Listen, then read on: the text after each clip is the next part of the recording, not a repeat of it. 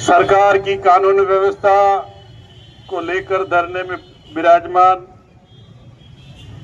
हमारे प्रभारी सम्मानी लाल सिंह जी झाला साहब, मैं आपका स्वागत और अभिनंदन करता हूं। मेरे बड़े भाई जिला कांग्रेस कमेटी के अध्यक्ष सम्मानीय रमेश जी पंड्या साहब, कार्यकारी अध्यक्ष सम्मानीय गफ्फार जी, हमारे कृष्णपाल सिंह जी, सभी युवा साथियों, सभी सरपंच साथियों, पिता तुल्य बुजुर्गों, सभी बहनें, यहाँ सुन रहे मेरे पत्रकार साथियों और सभी कांग्रेस के कार्यकर्ता, आप सबको हाथ जोड़कर मेरा राम राम प्रणाम है। साथियों,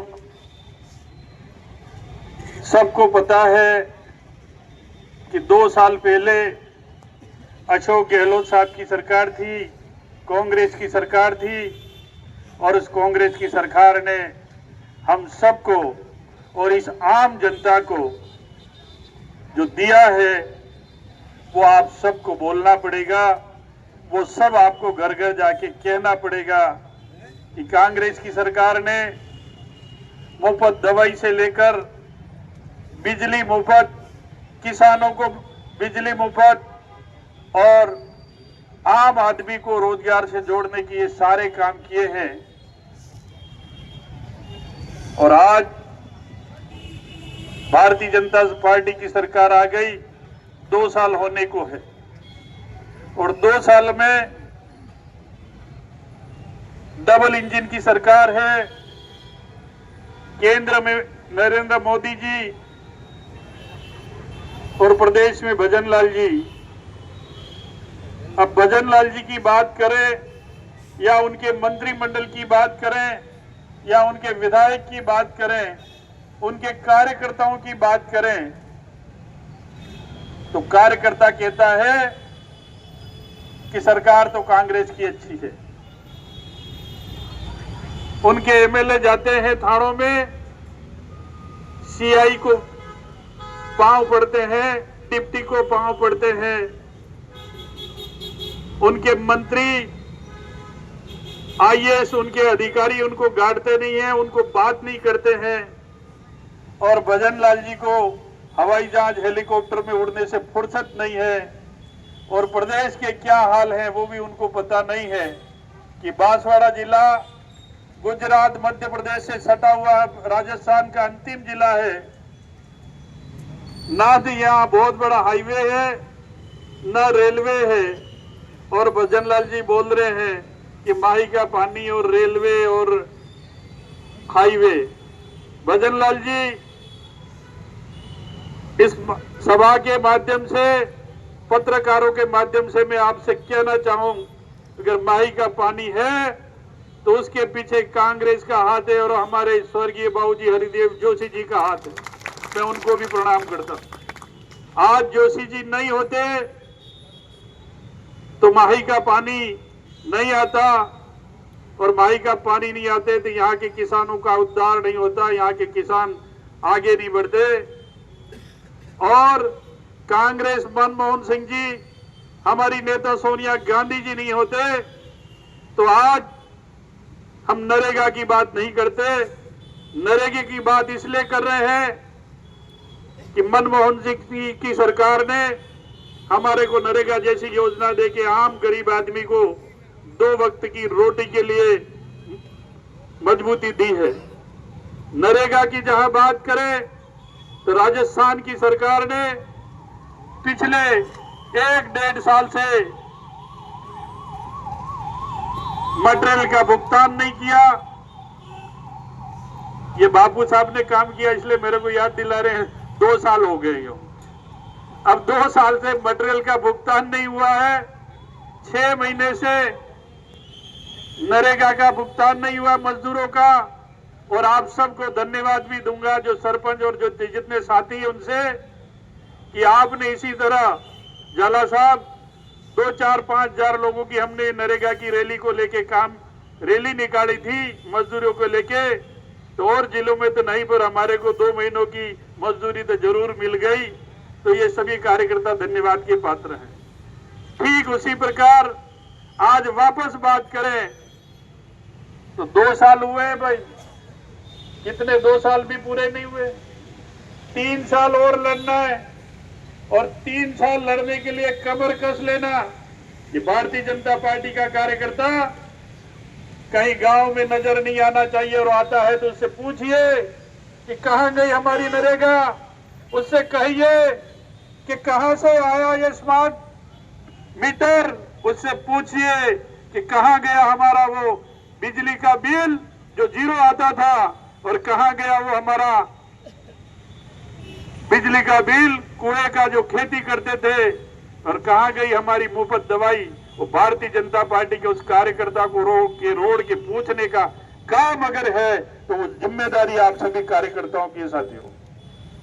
और जहां लड़ाई लड़ने की बात है, मैं आपसे कहना चाहूं कि अगली पंक्ति में कुर्सी पर बैठे हैं, हमारी कमर मजबूत है, हम जेल जाने के लिए तैयार है, पर कांग्रेस के कार्यकर्ताओं को हताश होने की जरूरत नहीं है। उस सरपंच के साथ पीठ पे हम खड़े हैं। उस सरपंच को अगर कोई जांच करने की बात कहे तो सरकार से कहना चाहते हैं, और वो भारतीय जनता पार्टी के नेता जो बांसवाड़ा जिले में है, अगर हमारे किसी सरपंच की जांच करा के देख ले, अगर करानी है तो आ जा और उसकी जांच करा के उसके पीछे कार्रवाई करके देख ले। अभी कह रहे थे पंचायत राज चुनाव, नगर पालिका के वार्डों का सीमांकन भारतीय जनता पार्टी के लोगों ने अपनी मर्जी से वार्ड बनाए हैं, अपनी मर्जी से पंचायत को सीमांकन करने की कोशिश की है। मैं उन नेताओं से, उस भारतीय जनता पार्टी की सरकार पंचायत राज मंत्री से कहना चाहता हूं कि इस टीएसपी एरिया में पंचायत का विभाजन करके देख ले। तेरे सामने अर्जुन बामनिया खड़ा है, आके विभाजन करके देख ले। और ये हमारे कन्हैयालाल जी बैठे हैं, हमने आज ही, ये सरपंच साहब आबापुरा बैठे हैं, आज ही झाला साहब हाई कोर्ट में डीबीबीसी हियरिंग है सरकार के पास में, इस टीएसपी एरिया की पंचायतों का विभाजन के लिए जवाब नहीं है, जवाब भी अभी तक दे नहीं पाई है। और कैसे हमारा पंचायत का विभाजन कर ले? कोई विभाजन नहीं हो सकता, किसी सरपंच को डरने की जरूरत नहीं है। जब तक पंचायत ग्राम सभा उस गांव को अलग करने का, उस पंचायत के विभाजन का प्रस्ताव नहीं ले, तब तक सरकार के पास में अधिकार नहीं है। अधिकार पंचायत के पास में है, अधिकार पंचायत के पास में है। और वो अधिकार सभी सरपंच साथियों से कहना चाहूं कि आप अगर कोई थोपता है कोई काम, कोई डरने की जरूरत नहीं है। 15 अगस्त को ग्राम सभा है, सभी अपनी अपनी ग्राम सभाओं में प्रस्ताव लेके कह दे कि राज्य सरकार को कि तुम हमारे यहाँ टीएसपी एरिया में न लोकसभा बड़ी है न विधानसभा बड़ी है, अगर बड़ी है तो हमारी ग्राम सभा बड़ी है, हमारे यहाँ तुम कुछ नहीं कर सकते। ये अधिकार है। और उसके साथ में भी और कोर्ट के बावजूद भी लड़ने के लिए एक रास्ता, 2 रास्ते और हमारे पास में है। मैं इस बांसवाड़ा डूंगरपुर सभी टीएसपी की पंचायतों के लिए झाला साहब बराबर नियम कायदे पढ़ रहा हूं, और आगे भी जाना पड़ा तो मेरे लिए राज्यपाल महामहिम राज्यपाल महोदय का रास्ता खुला है। वो उसमें इंटरफेयर करेंगे, वो राज्य सरकार और हाई कोर्ट को यहाँ इन्वॉल्व नहीं होने देंगे। ये बात मैं आपको विश्वास दिलाता हूँ। ये पढ़ा है ये पढ़ा है मैंने, इसलिए मुझे ध्यान में। दूसरी चीज, युवा साथी खड़े, मैं हाथ जोड़ता हूँ, निवेदन करता हूँ सरपंच साथियों से भी, जितने युवा हैं उनसे भी, कि कहते हैं लोग क्या 5वीं अनुसूची, कहते हैं पैसा एक। झाला साहब, आप हमारे संभाग स्तर के नेता हैं, संभाग में रहते हैं। टीएसपी की 16 विधानसभाएं हैं, गिन के देख लेना, और 16 विधानसभा में पैसा एक्ट का फायदा अगर मिला है सबसे ज्यादा, तो वो आपके सामने आपका कार्यकर्ता बोलने वाला है, उसकी विधानसभा में जाके देख ले और लिस्ट ले ले। और यही नहीं, आपकी 15 विधानसभा और 1 विधानसभा बांसवाड़ा बराबर करके देख ले, तो भी मेरा एक काम ज्यादा पैसा एक्ट के तहत मिलेगा। यह मैं दावा इस जनता के बीच में कर रहा हूं। क्यों कर रहा हूं? कि हमने काम करा के देखा है। अभी यहाँ कोई पूर्व सरपंच साहब हमारे नहीं आए कोटड़ा के। एक मार साहब कह रहे थे कि मेरी मर्जी हो तो स्कूल आऊंगा, नहीं हो तो नहीं आऊंगा। मेरे पास आए, मैंने उनको धमका के कहा कि ये प्रस्ताव भेज के कमिश्नर को दे दे, और प्रस्ताव लेके कमिश्नर को दे दिया तो जिले से बाहर हो गया। मंत्री भी उसका ट्रांसफर वापस कैंसिल नहीं कर सका। वो पावर अगर किसी में है तो पंचायत में है, वो पावर है तो सरपंच के पास में। पर हम सरपंच भी कभी कभी डरते हैं कि मेरा क्या होगा। तुम्हारा कुछ नहीं होगा, तुम लड़ो। और ज्यादा से ज्यादा एक और कह रहा हूं, एक और बात कह रहा हूं, वदार तानाशाही करो ना के 2 साल की सजा के नीचे के प्रावधान पुलिस वाला तुम्हारे वहां आके वो खाकी वर्दी वाला आके एफआईआर नहीं ले सकता। वो पावर है तो ग्राम सभा में है। 2 साल की सजा के नीचे कोई पुलिस वाले को तकलीफ हो तो मेरे से बात कर ले, मैं जवाब देने के लिए तैयार। पर ये सरपंच मजबूत चुके पासो थोड़ा काटो। अब तो हम पासो खाकी वर्दी देखी ढीलो थी जाए એવું नहीं। हमारे दीपू भाई काटो एवं काटो जो है पेलो पेलो कड़ी वालों सरपंच है आखी जीप आवी जाते ठीक है वो। तो ये मजबूती, ये कानून हमारे पास में, ये 5वीं अनुसूची का पार्ट है।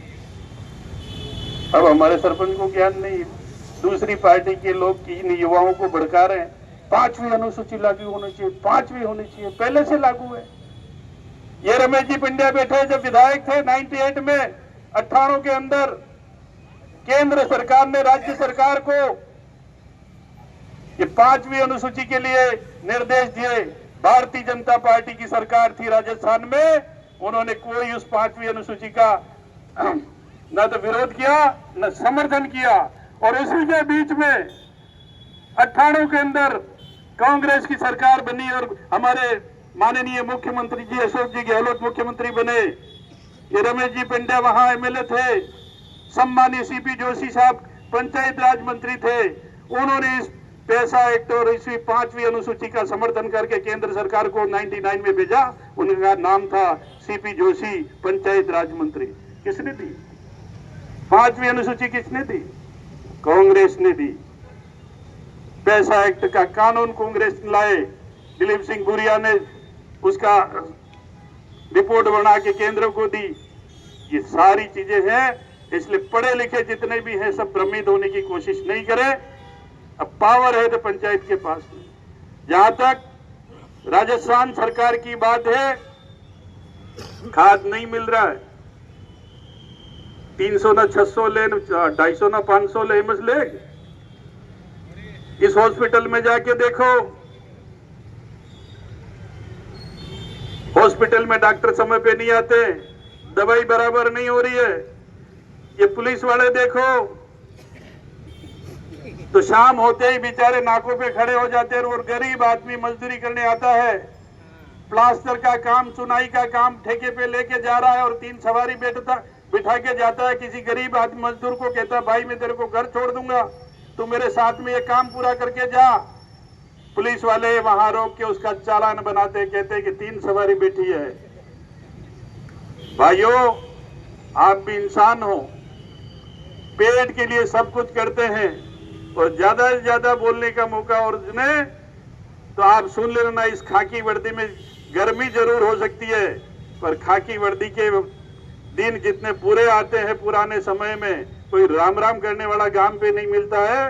हॉस्पिटल में जाओ तो डॉक्टर भी नहीं देखता है। ये हालत तुम्हारे हो रहे हैं, इसलिए ज्यादा अन्याय तुम भी मत करो। और लड़ाई लड़नी है तो हम भी आ जाएंगे। फिर कहोगे कि हमारे तो कानून में अड़चन पैदा की। भाई,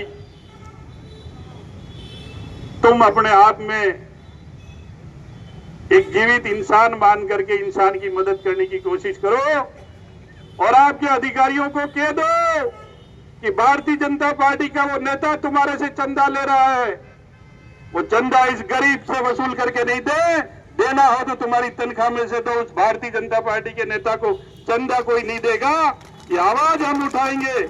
आने वाली पंचायत राज में, आने वाले नगर पालिका चुनाव में ये भारतीय जनता पार्टी को नेताओं को दिखा देंगे कि कांग्रेस कितनी मजबूत है, कांग्रेस के कार्यकर्ता कितना मजबूत है, कांग्रेस का कार्यकर्ता में कितनी हिम्मत है। वो कांग्रेस में आकर के पंचायत राज, पंचायत समिति और जिला परिषद और नगर परिषद में बना के बताएंगे और कांग्रेस का तिरंगा हम लहराएंगे। और अशोक गहलोत जी, डोटासरा जी और राहुल गांधी जी को कहेंगे कि बांसवाड़ा में कांग्रेस मजबूत है। लांबी बात नहीं करूं, आप हमारा आइए आनंद आपने हमारो વધારે ठीक है। और एक बात फिर पूछूं, તમે सब मजबूती थी कि को तो पानी पड़્યું ઘણા ખેતર में પહેરવા नहीं मिल्યું। પેલા દેવો કાકો કે પહેરાણો સોયાબીન ઉગ્યું દેવા કાકા ઓર્યું બબે વખત પહેર્યું ને ઉગ્યો ने पाकवा हरकू है ने जाला साहब।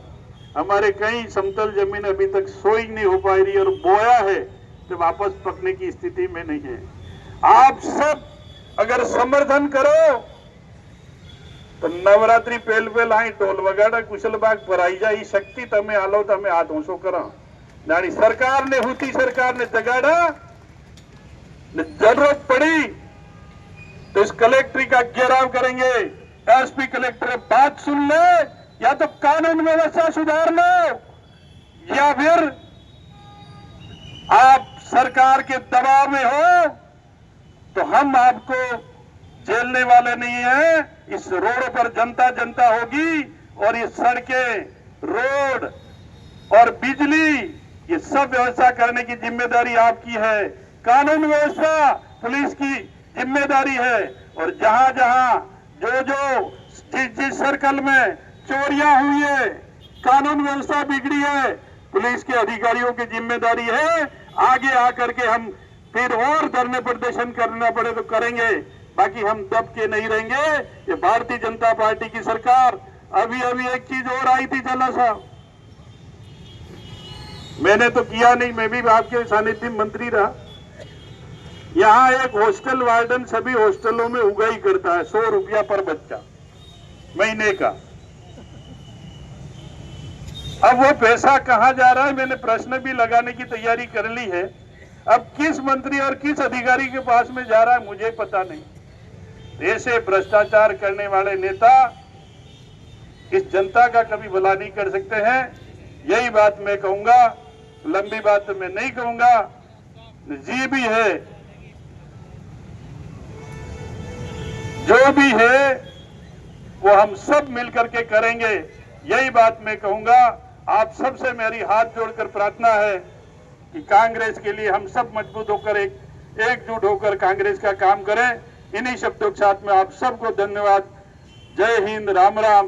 कांग्रेस पार्टी थाकी गया, रोटो ने खाधो एम लागे, खाधो तो पता थाकी गया। आवाज पर एसपी कलेक्टर कन जावी जुए ने तो बोलोस ने। कांग्रेस पार्टी बड़े सम्मान के साथ हमारे प्रभारी सम्मानीय